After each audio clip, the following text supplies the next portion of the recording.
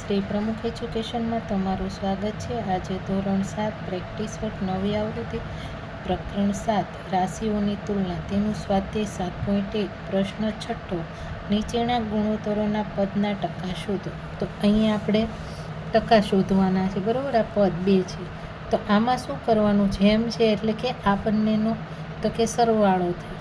તો અહીંયા પહેલાં આપણે 4નું કરીએ, 4 માટેનો ગુણોત્તરના પદો।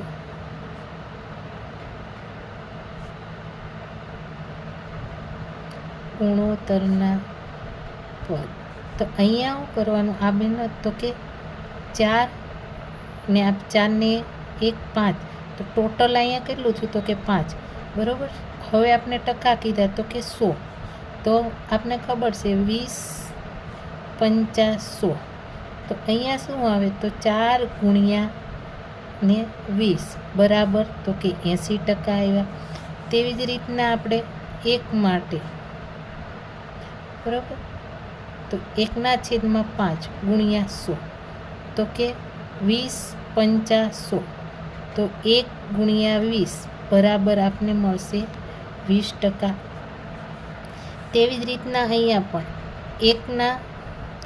1 માટેના ગુણોત્તરના પદના ટકા, બરાબર છે।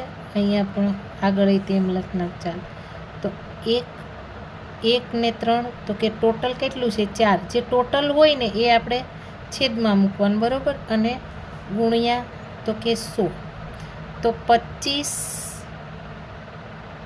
4 100 આવ્યા, તો બરાબર 1 ગુણ્યા 25 બરાબર આપને મળશે 25%।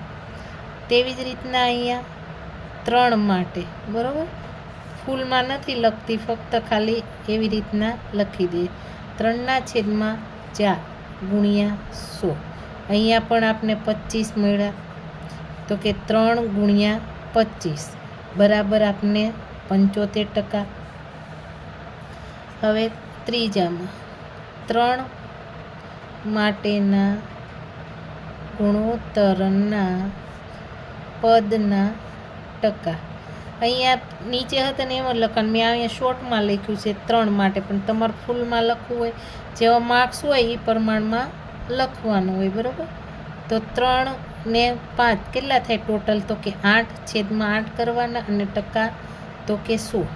તો અહીંયા આપણે ભાગ ન ઉડે તો શું કરીએ તો કે આ બંનેનો ગુણાકાર કરીએ તો કે 300/8 બરાબર આપને મળે 37.5%।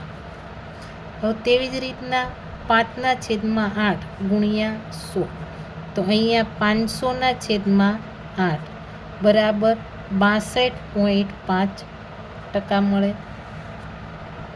હવે 7 માટેના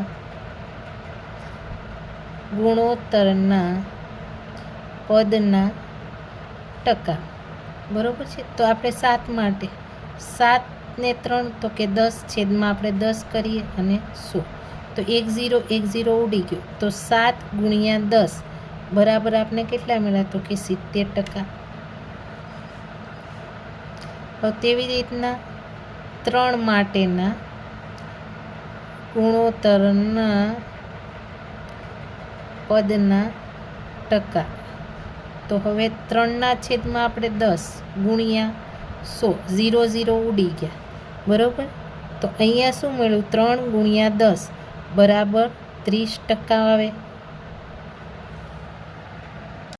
5માં આમાં આપણે 3 આપ્યા, આગળ આપણે 2 આપતા, તો આમાં પણ સેમ એમ જ કરવાનું, પણ આમાં ત્રણેયનો સરવાળો કરવાનો, બરાબર છે। તો કે 2 અહીંયા લખીએ કે 2 માટેના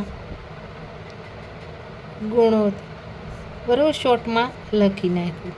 તો હવે 2 આપણે શું કરીએ તો કે 3 ને 2 5 ને 10 ગુણ્યા 100%, બરાબર છે। ટકા આપણે કીધું છે એટલા માટે 100%।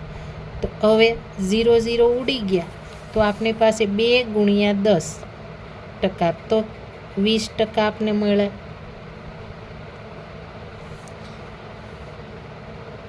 તેવી રીતના 3 માટે 3/10 ગુણ્યા 100, 0 0 ઉડી ગયા, 3 ગુણ્યા 10%, તો બરાબર 30% આવ્યા. તેવી જ રીતના 5 માટે, તો કે 5/10 ગુણ્યા 100, બરાબર છે, તો 0 0 ઉડી ગયા, તો 5 ગુણ્યા 10%, તો કે 50% મળ્યા.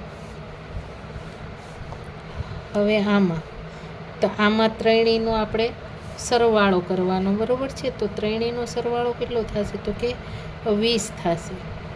તો 5 માટે 5/20 ગુણ્યા 100 જે આપણે કીધું તો એ ટકા કરવાના, બરાબર, તો 20 × 100, તો 5 ગુણ્યા ને 5%, તો કેટલા આવ્યા, તો કે 25% મળ્યા.